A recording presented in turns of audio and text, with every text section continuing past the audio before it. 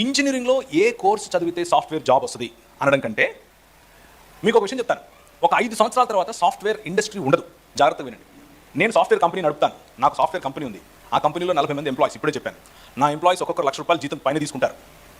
కానీ చెప్తున్నాను, అప్డేట్ అవ్వకపోతే ఆ 5 సంవత్సరాల తర్వాత నేను కూడా ఉండను. మీ ఫోన్లు ఎన్ని నెలలకు అప్డేట్ అవుతున్నాయి? 2 నెలలకు, 1 నెలకు, 3 నెలలకు, 6 నెలలకు అప్డేట్ అవుతున్నాయి. అలాగే ఇండస్ట్రీస్ కూడా.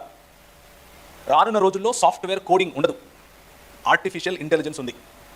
దానంతట అదే కోడింగ్ రాస్తుంది, దానంతట అదే డిజైనింగ్ చేస్తుంది, దానంతట అదే సినిమాలు తీస్తుంది, దానంతట అదే పాటలు రాస్తుంది, అన్నీ దానంతట అదే చేస్తాయి.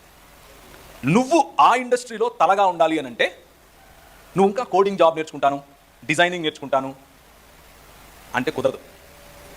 నువ్వు ప్రజెంట్గా నువ్వు చదివే ఇంజనీరింగ్ కాలేజెస్ నీకు ఇవి చెప్పవు.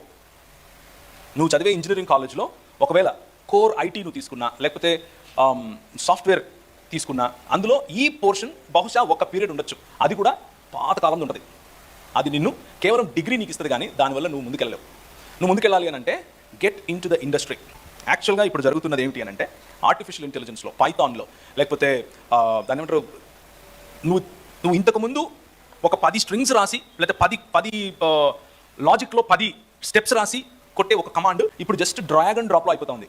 So you need to update your cells by getting in to industry. ఇండస్ట్రీలోకి వెళ్ళి వాటిని చేయాలి, వాటిని తెలుసుకోవాలి. అలా తెలుసుకోవడానికి ఈ ఊరు సరిపోతుంది అని నేను అనుకోను. అలాగని ఈ ఊరిలో దొరకదన్న ఉద్దేశం కాదు. ఇక్కడ కూర్చొని కూడా చేయొచ్చు. ఆన్లైన్లో చాలా అవకాశాలు ఉన్నాయి, చేయొచ్చు. ఒకవైపు మీ ఇంజనీరింగ్ కంప్లీట్ చేసుకుంటూనే కాంపిటెన్సీ పెంచుకోవాలి. ఆ కాంపిటెన్సీలో ముఖ్యంగా ఇంగ్లీష్ భాష. మీరు నాలాగా తెల్లెంటుకలు వేసుకుని ఐన్స్టీన్ నేను అని చెప్పినా సరే, అవతలోడికి ఇంగ్లీష్లో చెప్తేనే అర్థమవుతుంది. అవతలోడు తెలుగుడే ఏంటాడు, మీ ఊరోడే ఏంటాడు, కానీ వాడు ఇంగ్లీష్లో చెప్తేనే ఏంటాడు. అది మీరు వెళ్ళాలనుకున్న, ముఖ్యంగా ప్రశ్న రాసిన వ్యక్తి, మీరు వెళ్ళాలనుకున్న ఇండస్ట్రీలో ఉండే ప్రధానమైన, లేకపోతే ఏ కంపెనీలో అయినా సరే హైదరాబాద్లో, మీ కమ్యూనికేషన్ స్కిల్స్ లేదే మీరు యాక్సెప్ట్ అవ్వరు. నా దగ్గరికి చాలామంది యువతులు అప్లికేషన్స్ పెడతారు. నేను మా మేనేజర్స్కి పంపిస్తాను. వాళ్ళు రెగ్యులర్గా నాకు చెప్పే సమాధానం ఏంటంటే, అంతా ఓకే కానీ వాడు మాట్లాడలేకపోతున్నాడు, అంతా ఓకే కానీ వాడు పొట్ట ఉడిస్తే ఇంగ్లీష్లో ఒక అక్షరం రాదు, I madam, okay madam, sit madam, okay good madam అంటున్నాడు అనేది వాళ్ళ ప్రాబ్లం. మొదటిది ఇంగ్లీష్ కమ్యూనికేషన్, రెండోది కాన్ఫిడెన్స్. మీరు ఏదైనా ఒక సబ్జెక్ట్ తీసుకుని చేయగలిపి మాట్లాడేటప్పుడు అవతల వ్యక్తికి ఆ కాన్ఫిడెన్స్ అనేది కనిపించాలి. అప్పుడే మిమ్మల్ని నమ్ముతారు, లేకపోతే మీకు కష్టమవుతుంది. So update your cells in that way.